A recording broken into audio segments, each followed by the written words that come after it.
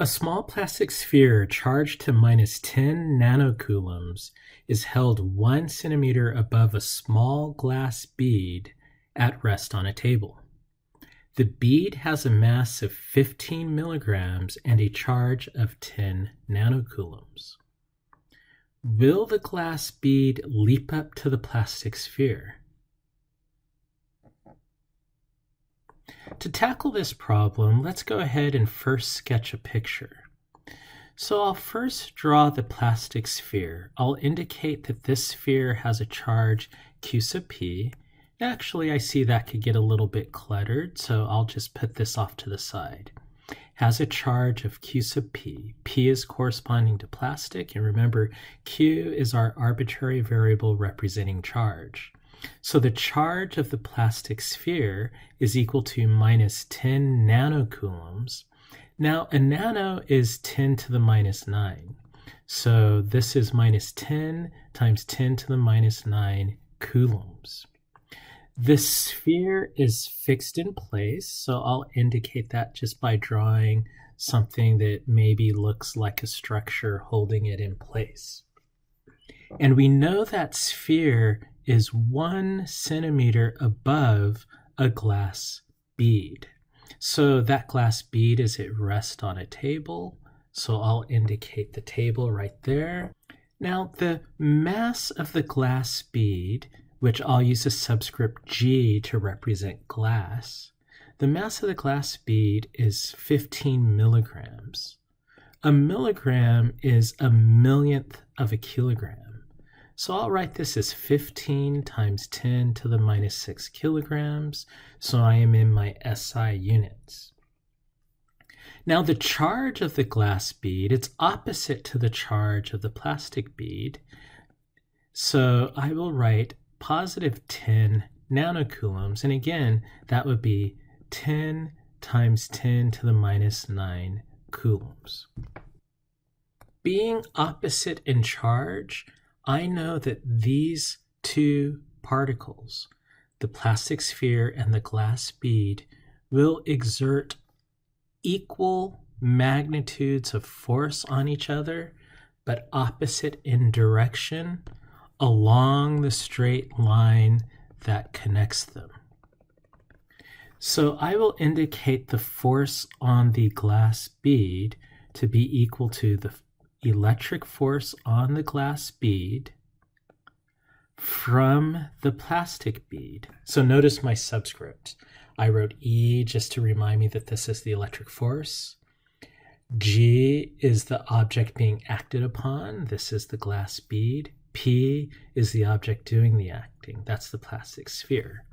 Due to Newton's third law, I know there is an equal magnitude of force on the plastic sphere, but opposite in direction. So I'll write this as the electric force, or the Coulomb force, on the plastic sphere from the glass bead. What we're really concerned with, the glass bead. So in order to determine whether the glass bead will leap up, that would have to mean that the electric force pulling up on the bead from the sphere is greater than the force of gravity pulling down on the bead. So I am going to illustrate the force of gravity on the bead. So the force of gravity on the bead, on the glass bead, and I'll just keep it as a G, or maybe I could write force of gravity on the glass bead, F sub GG, is equal to, well, we know force of gravity is equal to the mass of an object times its free fall acceleration. Now we should really indicate all of the forces acting on the bead, because from Newton's second law, once we sum up the forces, we'll be able to equate that to the product of mass times acceleration. And if the acceleration is greater than 0, if the acceleration is upward, we know that the glass bead will leap up. If the acceleration is downward, then we know the glass bead will stay in place. Now, another force that's acting on the bead is the normal force. So I'll indicate a normal force going in the upward direction. Now that we have identified the forces acting on the bead, I'm going to construct a free body diagram and use that diagram to help me determine Newton's second law of motion. Remember, a free body diagram is a diagram that illustrates just a single object or a system of objects and all of the forces acting on that object. For this free body diagram, I'll just illustrate the component, the x component of force, which there is none on this problem, the y component of force, and I will label this diagram glass bead, so we know that the object represented at the center of the diagram corresponds to the glass bead. Now remember, for free body diagrams, we illustrate all of the forces, the tails of the forces originating at the origin. So what I have so far is the electric force, Coulomb force pulling up on the glass bead. So that's the Coulomb force on the glass bead from the plastic sphere. And we have the gravitational force pulling down. And we have the normal force acting up.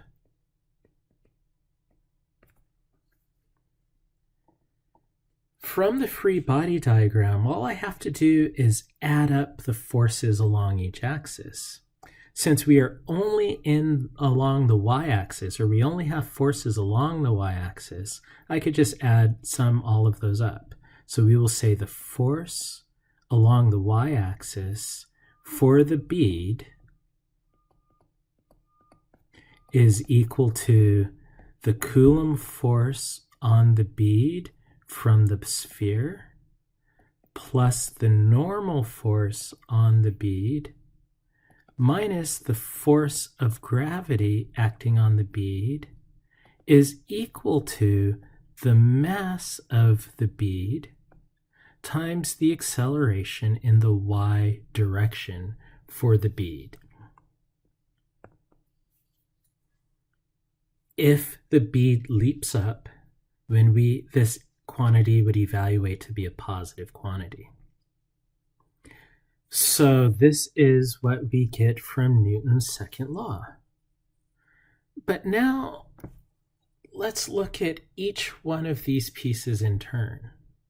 So the Coulomb force on the bead from the sphere can be given by that Coulomb constant times the product of the charges, the product of the bead, the product of the plastic sphere, divided by the distance between them squared. So I should go back and label my picture with the distance between the two.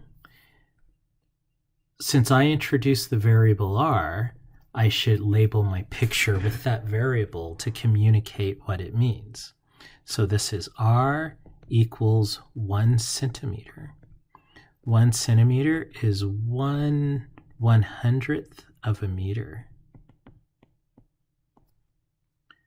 So we know what Coulomb's law tells us for the electric force on the glass bead from the plastic sphere. What do you think the normal force is? Now remember, the normal force is not the force that counters gravity. It is the force of contact between two different surfaces. So we don't have a single formula for the normal force like we have for a gravitational force or for a Coulomb force. Rather, the normal force is determined from Newton's second law based off of other forces that are interacting with the object. So for this one, if the electric force pulling up on the glass bead, if that is stronger, if that is larger than the weight of the bead, than the gravitational force on the bead, then the bead will leap up. So if we look at the instant that the instant before the bead actually leaps up, the normal force would go to 0. So let's look at that limiting condition. Let's assume that the normal force is going to 0, and let's see what would happen. So I am going to set the normal force equal to 0 in the problem. So that leaves us with the gravitational force. The gravitational force on the bead is equal to just the weight of the bead. So that's the mass of the bead times the free fall acceleration. So we can now rewrite Newton's second law slightly simplified, or really expanded out with the quantities we know. So we had the Coulomb force on the bead from the plastic sphere minus the weight of the bead is equal to the bead's mass times its acceleration in the y direction. We're looking for the value of the acceleration for the y direction to see if it's positive or negative. If it's positive, the bead leaps up. If it's negative, the bead is not going to leap up. We said that the Coulomb force is equal to the constant times the product of the charges divided by the distance squared minus the weight of the glass bead is equal to the mass of the glass bead times the acceleration in the y direction. So let's isolate the acceleration in the y direction.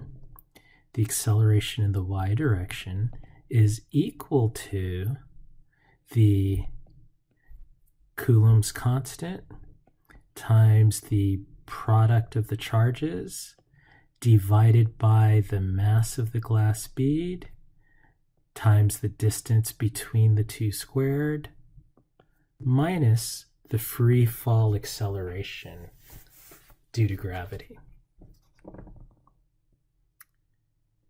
Okay, so we have now gone about as far as we could go in terms of variables. Let's go ahead and plug in numbers and see if we get a positive number or a negative number. So the acceleration due to gravity is, well, the Coulomb's constant is 8.99 times 10 to the 9th newtons per Coulomb squared, and that actually should be a Newton meter squared per Coulomb squared. So that is K. The product of the charges. So the product of the magnitude of the charges would be 10 times 10 to the minus 9th Coulomb squared. Well, you might be wondering, Mel, one of those charges is negative. So shouldn't you instead write minus 10 times 10 to the minus 9th coulombs for one of those charges? And the answer is no. Well, the reason why we don't need that minus 10 times that minus sign, it's because we already compensated for that minus sign in our initial sketch. Remember, in our initial sketch, we indicated the direction that the force is acting on each particle. The glass bead is being pulled up, the plastic sphere is being pulled down. And we knew the direction of those forces because we knew that they are opposite charge. Opposite charges attract along the same line. And so that told us that the electric force acting on the glass bead is upward. So when I did my Newton's laws equations, that upward portion just ended up being this positive sign in front of my force, which means that everything else is a magnitude. All of my variables represent magnitudes. So that minus sign, we already compensated for it. And since we know that the direction of the force is upward, this set of quantities represents just positive magnitudes. So this is now divided by the mass of the glass bead, which was 15 times 10 to the minus 6 kilograms, times the distance between the glass bead squared, 1.0 times 10 to the minus 2 meters, quantity squared. To save myself some space, let's go ahead and move this to give myself more room to work. Let's try that again. So I'm going to move these quantities. Hey, let's try that one more time. I'm having some selection challenges right now. We'll move it to the left. Now I have a little bit more room to work with. So this big quantity here, we will now subtract G, which is 9.8 meters per second squared.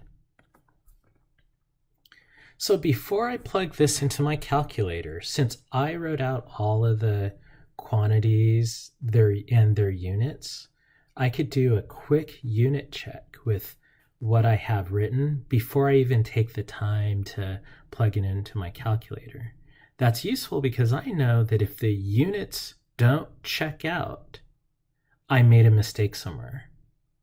So let's go ahead and do the unit check on this. So I see that in the numerator of the first expression, in the denominator, I have a Coulomb squared. That Coulomb squared cancels with 2 coulombs in the numerator. In the numerator, I have a meter squared. That meter squared cancels with a meter in the denominator. So for the first expression, I have a Newton per kilogram. So a Newton per kilogram, you might remember, is equivalent to a meters per second squared, but let's go ahead and do that just for practice. A Newton is a kilogram meter per second squared per kilogram. So the kilograms cancel, and I've confirmed that a Newton per kilogram is the same thing as a meter per second squared. What that means is this entire first expression ends up being units of meters per second squared. Since the units check out, I probably didn't make a major mistake if I made one at all. So at this point, I'm going to go ahead and plug these numbers into my calculator. So we end up with an acceleration of, to one significant figure, 600 meters per second squared. Wow. 600 meters per second squared? That is roughly 60 times the acceleration of gravity. So that sphere is going to not only leap, it's going to rocket its way off the table.